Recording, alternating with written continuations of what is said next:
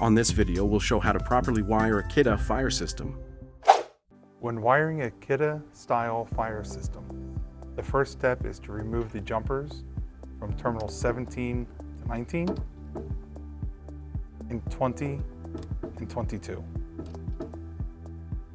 We then want to take the wires from the micro switch that are solid in color, put the blue to 17, the brown to 18, and the yellow to 19.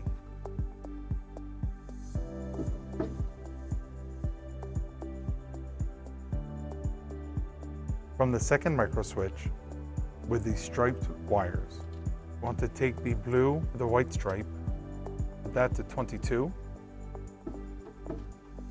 and the yellow with the white stripe to terminal 20.